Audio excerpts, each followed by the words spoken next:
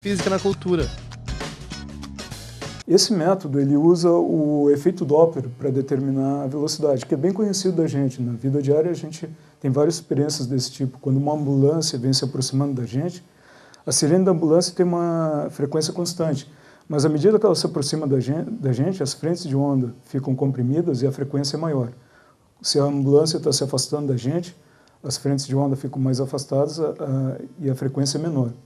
Ou em termos de comprimentos de onda, quando a ambulância está se aproximando da gente, um veículo, o comprimento de onda diminui e quando ele está se afastando, o comprimento de onda aumenta. O Marcy e o Butler, quando eles fizeram esse ajuste, eles cometeram um erro. Eles pensaram o seguinte: bom, a gente vai conseguir detectar só Júpiter, planetas muito grandes, porque quanto maior é a massa do planeta, maior é esse efeito que ele produz sobre a estrela. Um planeta com uma massa insignificante produziria um efeito, um movimento insignificante no planeta. Então, nós vamos conseguir detectar só Júpiteres. Júpiteres são planetas gasosos. Planetas gasosos só podem se formar, partindo do que a gente sabe sobre o sistema solar, longe da estrela. Eles não podem se formar muito perto da estrela. Se eles se formam longe, o período orbital dele, o tempo que eles levam para dar uma volta ao redor da estrela deve ser muito grande. Quando se faz esse ajuste, é necessário assumir um período orbital para a curva e para os raios, para o intervalo de distância possível, ou melhor, tem que assumir um intervalo de valores possíveis para o período orbital. Eles pensaram, bom, os períodos orbitais devem ser muito grandes, então vamos assumir que eles variam, sei lá, de 5 anos até 20 anos, ou de 1 ano até 20 anos. Eles tentaram fazer os ajustes para os dados deles e não encontraram nenhum Júpiter orbitando em nenhuma estrela que eles observaram. Aí eles foram apresentar alguns resultados num congresso e lá eles encontraram esses outros dois caras, o Michael Major e o Didier Queloz. Esses dois apresentaram, usando o mesmo método, eles observaram uma estrela chamada 51 Pégase e encontraram um planeta. E eles apresentaram esse trabalho nesse congresso. O Marcy e o Butler levaram um choque, porque os dois conseguiram encontrar um planeta antes deles. E o incrível era que esse planeta, ao contrário do que o Marcy e o Butler esperavam, tinha um período orbital de 4,23 dias e uma massa que deveria ser comparável com a de Júpiter. Isso aí era uma coisa inacreditável, porque o que eles estavam dizendo é que um planeta gelado tinha se formado, ou pelo menos estava, orbitando quase do lado de uma estrela, planeta gasoso. Pelo que a gente sabia sobre a teoria de formação do sistema solar, isso aí seria impossível. O Marcy e o Butler, eles nunca encontraram Júpiteres porque eles nunca assumiram que os períodos orbitais podiam ser tão pequenos, ou que os planetas poderiam estar orbitando tão próximo das estrelas. E aí, então, saindo do congresso, eles foram correndo lá para o instituto onde eles trabalhavam e começaram a reavaliar os dados, só que dessa vez assumindo que poderiam existir Júpiteres orbitando muito próximo das estrelas.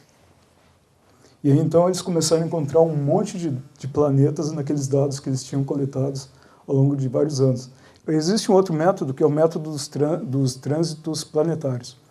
Os trânsitos eles são observados no sistema solar, né, quando o observador, a linha divisada do observador coincide com o plano orbital do planeta, em algum momento o planeta pode passar na frente da estrela.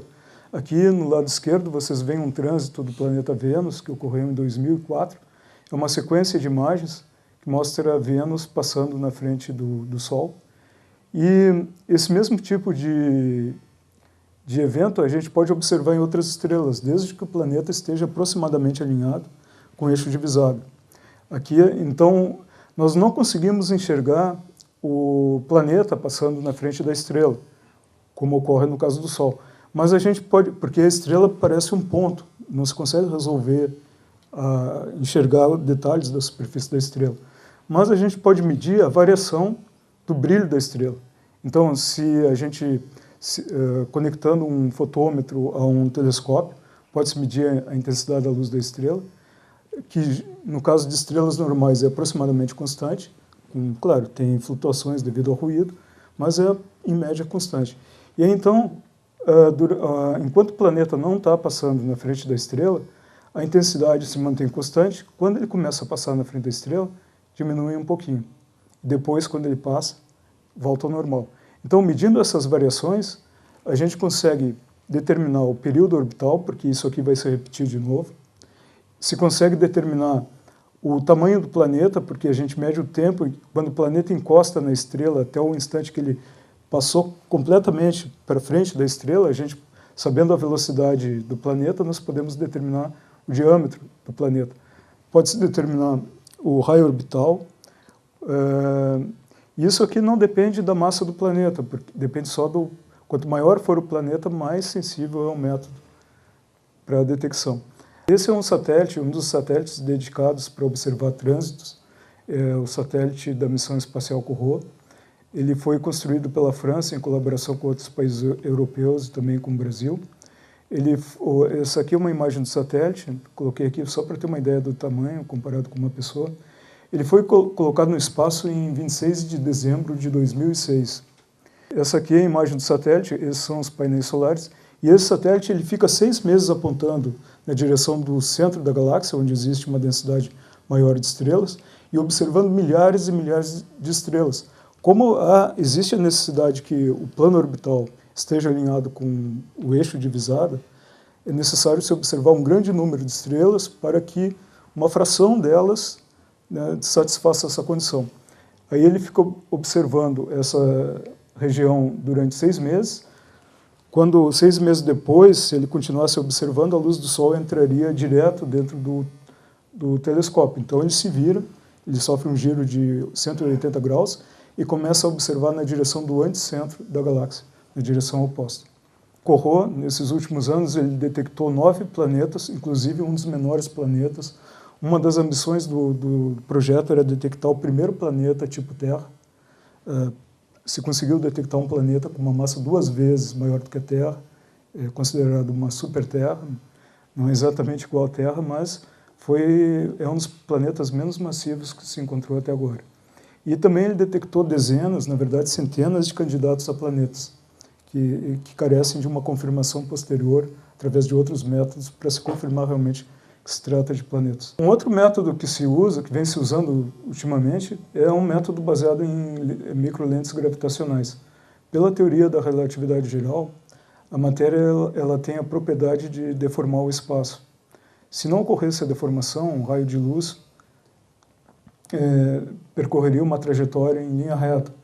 Com essa deformação, que uma grande quantidade de matéria, por exemplo, a massa de uma estrela, provoca no espaço, o raio de luz sofre uma certa deflexão. Isso faz com que um objeto massivo possa se comportar como uma espécie de lente convergente. Os raios que vêm de trás do objeto, ele sofre uma deflexão e tendem a convergir para um certo ponto.